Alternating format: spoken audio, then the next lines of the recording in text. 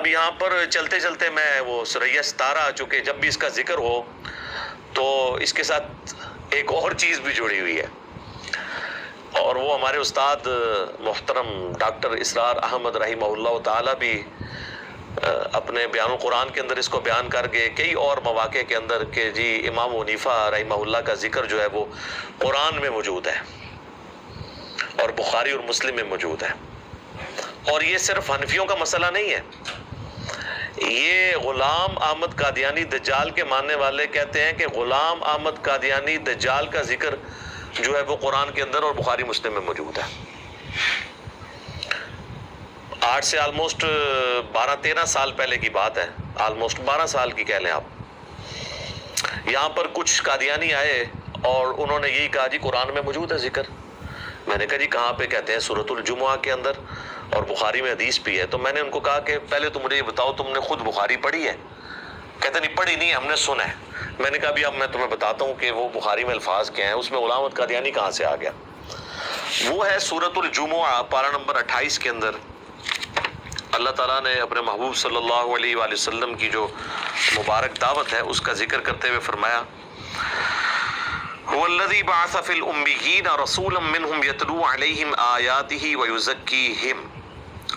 اور وہی اللہ ہے جس نے ان امیین میں، اہل مکہ میں یا ایسے لوگ جو پڑھے لکھے نہیں تھے ان میں سے، انہی میں سے ایک رسول بھیجا جو ان پر اللہ کی آیات تلاوت کرتا ہے اور ان کا تزکیہ کرتا ہے اور انہیں کتاب و حکمت سکھاتا ہے۔ وَإِن كَانُوا مِن قَبْلُ لَفِي ضَلَالٍ مُبِينٍ۔ اور اس قرآن کے نزول سے پہلے اور نبی علیہ السلام کے تشریف آوری سے پہلے یہ لوگ کھلی گمراہی میں تھے۔ وَآخَرِينَ مِنْهُمْ لَمَّا يَلْحَقُوا بِهِمْ۔ اور ابھی تو اور لوگ ہیں جو بعد میں آئیں گے اور ان سے آ کر ملیں گے، ابھی تک وہ ملے نہیں ہیں، یعنی تابعین۔ وَهُوَ الْعَزِيزُ الْحَكِيمُ۔ اور وہی غالب ہے اور حکمت والا ہے۔ اب یہ جو الفاظ ہے نا وَآخَرِينَ مِنْهُمْ لَمَّا يَلْحَقُوا بِهِمْ، تو صحابہ نے پوچھا، اس کانٹیکسٹ میں حدیث ہے بخاری اور مسلم دونوں کے اندر، کہ یہ کون سے لوگ ہیں جو ہمیں آ کر ملیں گے اور بعد میں وہ مسلمان ہوں گے کہ جن کی توصیف اللہ تعالیٰ نے قرآن میں بیان کی ہے۔ تو نبی صلی اللہ علیہ وآلہ وسلم نے حضرت سلمان فارسی جو آپ کے پاس بیٹھے ہوئے تھے ان کے کندھے پر ہاتھ رکھ کے کہا کہ اگر دین ثریا ستارے کی چوٹی پر ہوتا تو اہل فارس میں سے کچھ لوگ اس سے بھی حاصل کر لیتے۔ یعنی حضرت سلمان فارسی اتنی دور سے آ کر انہوں نے اسلام قبول کیا اور کتنے انہوں نے ادیان بدلے، آتش پرست تھے، پھر وہ اہل کتاب میں سے ہوئے، یہود و نصارہ میں سے، اینڈ پہ مسلمان ہوئے۔ تو نبی علیہ السلام نے تعریف کی اہل فارس کی، ایران والوں کی، کہ جی اگر دین ثریا ستارے کی چوٹی پر ہوتا تو وہاں سے بھی حاصل کر لیتے۔ اب اس میں نہ تو امام حنیفہ رحمۃ اللہ علیہ کا کہیں نام موجود ہے، نہ کہیں پہ غلام احمد قادیانی دجال کا۔ وہ کہتے ہیں کہ جی وہ غلام احمد قادیانی کے جو باؤجداد ہیں نا پیچھے سے، وہ ادھر کے تھے۔ اچھا جی، امام حنیفہ کے بھی باؤجداد وہاں کے تھے، بلکہ وہ تو پیدا ہی خراسان کے اندر ہوئے۔ یہ پورا جو علاقہ ہے عراق، ایران اور افغانستان کی بیلٹ، یہ پورے کا پورا علاقہ یہ اسی میں آتا ہے، اہل فارس میں سے، کیونکہ یہاں پہ فارس کی حکومت تھی اس وقت، دو ہی امپائر تھی، رومن اور پرشین امپائر کی حکومت تھی۔ تو حالانکہ میں نے اس پہ بھی بات کی ہے کہ امام حنیفہ رحمہ اللہ کے جو بااجداد ہیں وہ افغانستان سے گئے ہوئے ہیں، وہ نسلاً جو ہے وہ افغانی ہیں، پھر بعد میں وہاں پہ شفٹ ہو گئے تھے۔ بہرحال وہ دھکے سے وہ ثابت کرتے ہیں۔ تو اس طرح تو آپ کسی کو بھی بیچ میں فٹ کر سکتے ہیں، جب تک نام نہیں آئے گا آپ اسپیسیفکلی کہہ تو نہیں سکتے۔ اگر مجھ سے پوچھے تو میں ان سب سے زیادہ اہل سمجھتا ہوں امام مسلم کو، جو پیدا ہوئے نیشا پور کے اندر، اور آج بھی ایران کے اندر نیشا پور شہر موجود ہے۔